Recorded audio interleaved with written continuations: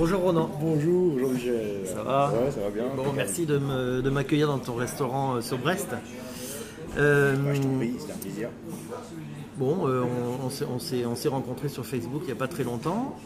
Et puis, tu m'as expliqué un petit peu ton parcours vis-à-vis de ta libération. Et cette libération, en fait, elle est assez... c'est presque le hasard. Hein. Tu as eu un commerçant qui t'a parlé il y a quelques mois de cette possibilité de se libérer de la sécurité sociale. Et puis, tu n'as pas réussi à venir à la réunion du mois de janvier. C'est vrai. Oui, c'est vrai.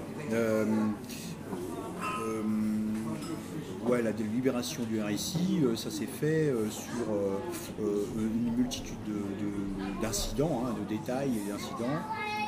Et puis, c'est vrai que ça me titillait un peu d'aller voir cette réunion de plus près. Et puis, le fait est que j'ai pas pu y aller. J'avais pourtant annoncé à mes associés que j'allais prendre des notes pour eux. J'ai pas pu y aller.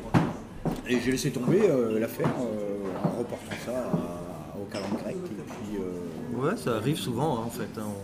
On veut aller à une réunion, puis finalement on n'y va pas parce qu'on a d'autres choses à faire. Voilà. Ouais. Et puis au mois de février, je suis passé devant une vitrine d'un commerce.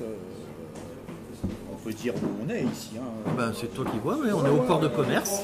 Sur le port de commerce de Brest. Hein. On est juste à l'endroit où l'Hermione est venue se poser il y a quelques semaines. Voilà, hein. des commerçants qui posent des affiches pour la liberté et la protection sociale. Ça m'a tilté un peu tout de suite.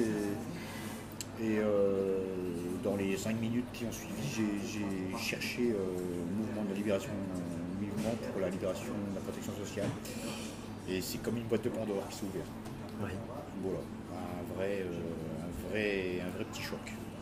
C'est-à-dire qu'en fait, tu n'as assisté à aucune conférence, Non. mais tu as lu tout ce que tu as vu sur Internet. Ouais. Et tu t'es dit, allez, feu, j'y vais. Ouais, au début je comprenais pas trop tout ce qui se racontait hein, sur les posts, de quoi ça parlait. Et c'était assez technique. Ouais. C'était assez technique. Il y avait des abréviations, donc il fallait poser quelques questions. Et puis surtout, je suis allé voir sur les sites MLPS et il y avait des liens avec d'autres sites. Et quand je dis la boîte de Pandore, c'est pas d'aujourd'hui que ça dure, c'est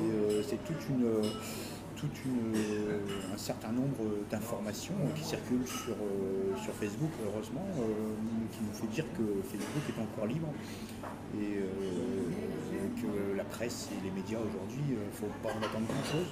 C'est pas avec eux qu'on sera informé. Ça c'est clair, c'est sûr. On est plutôt désinformé ou on nous donne plutôt de la petite pitance à grailler. Quoi. Oui, donc il faut chercher soi-même. Il faut chercher soi-même parce que puis c'est bon alors il y a de tout, hein. Il y a à boire et à manger. C'est vrai que ces mouvements, parce qu'il n'y en a pas que un, il y a plusieurs mouvements. C'est un conglomérat de gens pas contents. Hein. Mais dans l'ensemble. On se rend bien compte d'une chose, c'est que les gens sont vraiment insatisfaits de la direction du pays, de la classe politique, de la façon dont ils gèrent les choses. On se rend bien compte qu'il y a une espèce de caste hein, qui a pris le pouvoir dans ce pays depuis longtemps. Et aujourd'hui, on n'est plus du tout dans une démocratie. Personne ne peut dire aujourd'hui que on peut faire aboutir quelque chose de sensé parce qu'il y a des intérêts privés qui dominent toute la... Entre autres de ces intérêts privés, c'est la Sécu. Oui. La Sécu, grande idée, belle idée. On s'est tous fait bourrer le mou avec cette histoire depuis qu'on est né. Hein. C'est beau la Sécu, c'est généreux. Alors quand on gratte un petit peu le vernis, on se rend compte que on nous a fait croire quand même que la Sécu c'était privé, c'était public, pardon. Oui. Que c'était à but non lucratif, que c'était de la générosité. Et en fait, on se rend compte que c'est tenu par des sociétés, des entreprises, des mutuelles, privés, qui sont au nombre de 370 ou 380. Et au début de la sécurité sociale, en 1945, De Gaulle avait dit il faut que ce soit super simple et super facile à gérer. En 1946, il y a une loi pour que ça reste public. Mais elle n'a jamais été appliquée, cette loi. Alors, pour en revenir un petit peu à tes recherches personnelles, ce que tu constates en fait au début de cette année, c'est que malgré ton cursus tu n'es pas un perdreau de l'année, hein, tu n'as pas commencé il y a 2-3 ans à faire de la restauration, ça vient de loin. 30 ans, ouais. Ouais. Et tu t'aperçois que même si tes affaires successives ont eu des hauts et des bas, bien, lorsqu'elles ont eu des hauts, finalement il restait quasiment rien. Ben, moi j'ai eu la chance et beaucoup de travail d'avoir des affaires qui ont toujours tenu la route. Ouais. Et qui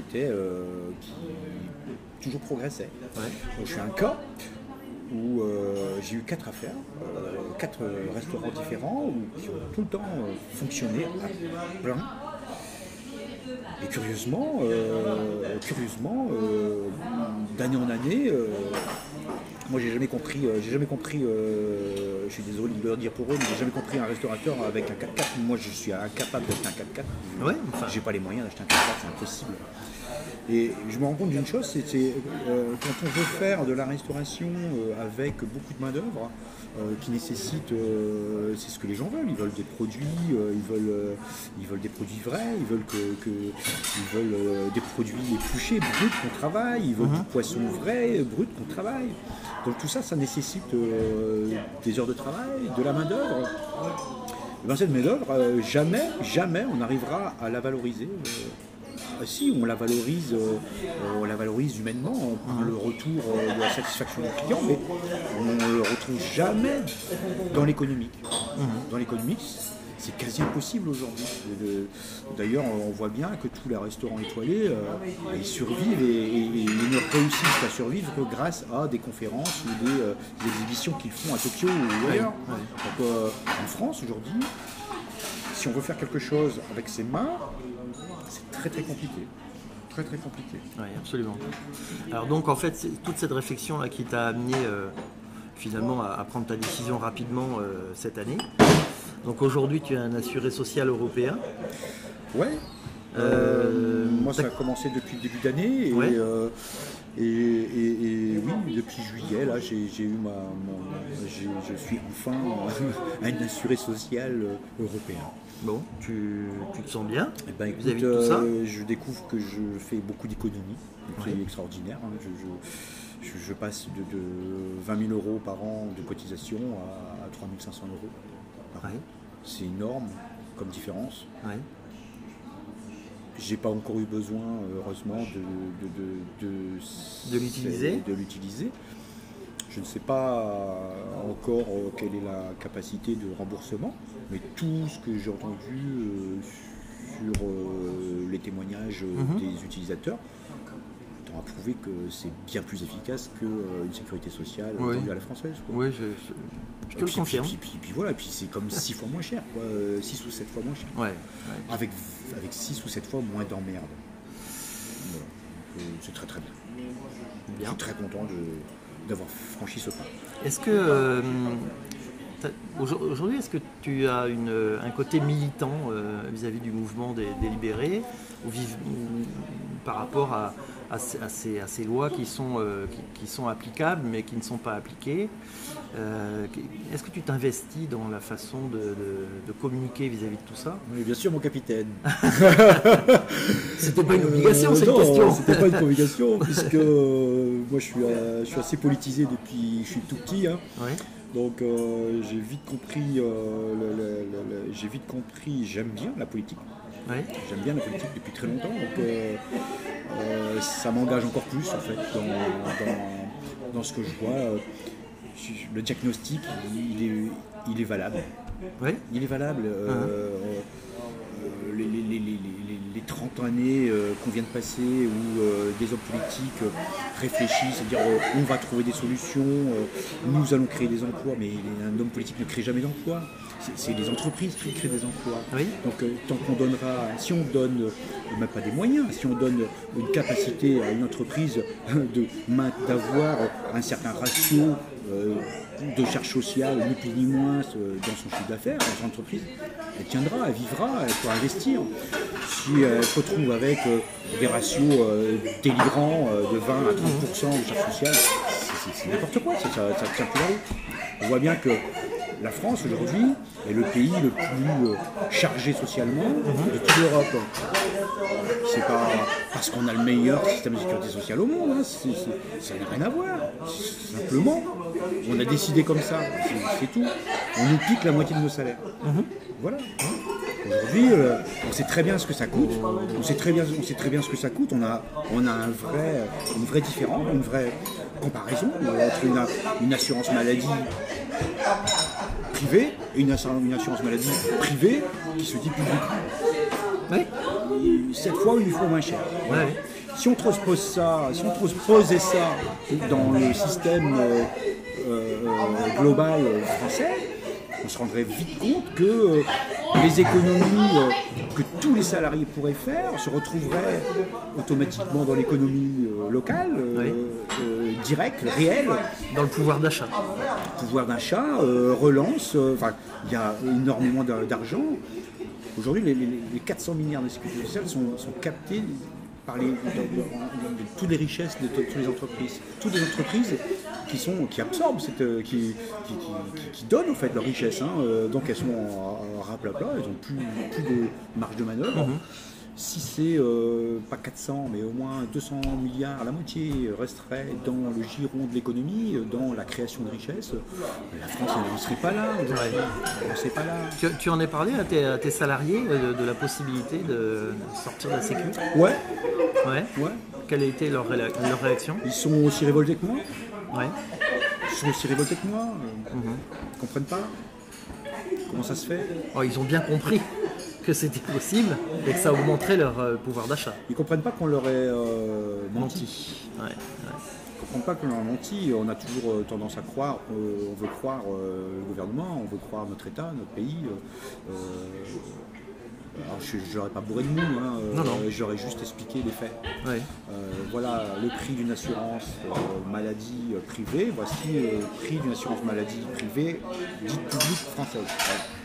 Vous ne trouvez pas qu'il y a un écart ? C'est pas normal. Ils ont tout compris tout de suite, j'imagine. Oui, bien sûr. Ils ont compris ce que ça pourrait éventuellement leur apporter. Alors je discute de ça, moi. Je discute de ça avec plein de gens. Certains t'ont fait des appels du pied. Je reviens sur les salariés.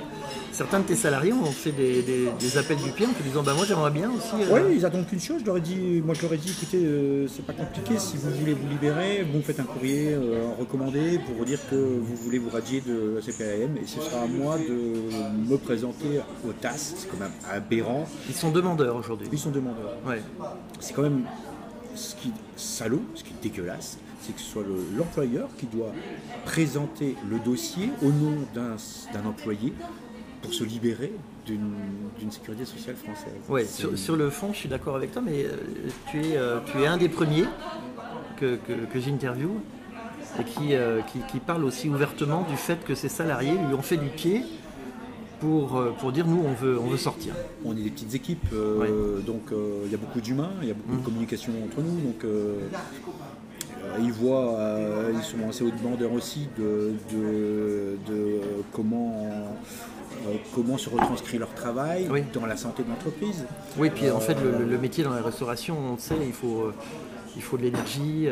Oui, non seulement il faut de l'énergie, mais ils aimeraient quand même savoir si leur travail vaut quelque chose. Est-ce que mon travail correspond à une bonne santé de l'entreprise ? Est-ce que l'entreprise vit grâce à mon travail ? Parce que moi, je ne peux rien faire tout seul. On est d'accord. L'entrepreneur et ses salariés, c'est une équipe. C'est tous ensemble pour faire monter une entreprise. Oui, tout à fait. Donc, si les salariés comprennent qu'une entreprise a besoin de ses salariés, c'est vice versa. il y a un juste partage des tâches. Et ils sont très demandeurs de savoir si notre entreprise, si mon entreprise fonctionne grâce à leur travail. Voilà, ils connaissent le handicap. Le handicap aujourd'hui, on le sait, on le connaît. C'est pas le problème, c'est pas lié à un problème d'incompétence de comptable. Hein. C'est pas lié à un problème d'incompétence d'un gérant parce qu'il n'a pas assez de marge. Hein. C'est pas ça. On connaît le boulet. Le boulet. On connaît le boulet. Tout à fait. Non mais c'est vrai. Oui. Ouais. Bon, écoute, Ronan. Bientôt, tu vas assister à ta première conférence, parce que c'est le 28 septembre dans le Finistère. Tu as rencontré Olivier et toute l'équipe du Nord Finistère il n'y a pas très très longtemps. Donc voilà, ça va être ta première conférence avec les témoignages, avec Claude Reichmann, etc. Donc, j'attends pas des révélations, j'attends pas de révélations. Non, mais c'est un moment, un moment important quand même. Voilà, voilà, c'est un moment important. Tout à fait. Donc ça va être. Je suis content d'ailleurs de rencontrer Claude Reichmann, c'est clair. Ouais. Quand même un mec qui a porté le mouvement depuis 1994. Ouais. C'est énorme. Ouais, c'est énorme. Bah, c'est quand même chouette dans notre pays d'avoir des gens avec des forces de conviction. Oui, bah ça. Ça c'est extraordinaire. C'est vrai. Oui, c'est quand même c'est quelque chose de. Sans le glorifier. Hein, non, c'est pas le but, mais effectivement, c'est vrai que. Je trouve ça super, moi, d'avoir des bonhommes. Il lâche pas. Ouais, il lâche pas le morceau. Il lâche pas, et il a raison. Et on sait pourquoi il a fait ça. Ouais, tout à fait. Alors, je vais te demander une dernière chose. Ouais. Tu vas regarder la caméra dans le fond des yeux. Tu vas t'adresser aux futurs libérés et aux libérés de France qui te regardent pour le mouvement des libérés. Et puis tu leur dis ce que tu veux, le dernier mot. Écoutez, bonjour. Bonsoir de Brest. Bonsoir de Brest. Moi, ce que je peux vous dire, c'est renseignez-vous. N'ayez pas peur du débat. Ne restez pas sur vos schémas anciens, culturels, de ce que vous avez toujours cru. Sachez que ils savent faire, nous mener par le bout du nez, donc ayez juste un peu de sens critique. Regardez les informations. Facebook est un vrai vecteur de liberté. Voilà, faites votre opinion. Moi j'ai fait la mienne de toute façon. On ne pourra jamais nous taxer de manque de solidarité. N'ayez pas peur de ce genre d'arguments, de contre-arguments. C'est pas vrai. On est tous solidaires par l'impôt, on est tous solidaires par plein d'autres choses. Même si vous participez à une association caritative, vous êtes solidaire de quelque chose. Donc, de toute façon, ne parlez pas de ça, ne pensez pas à ça. Sachez qu'on s'est fait avoir. C'est le mot de la fin ? Ouais. Ronan Kenavo. Avec Chal.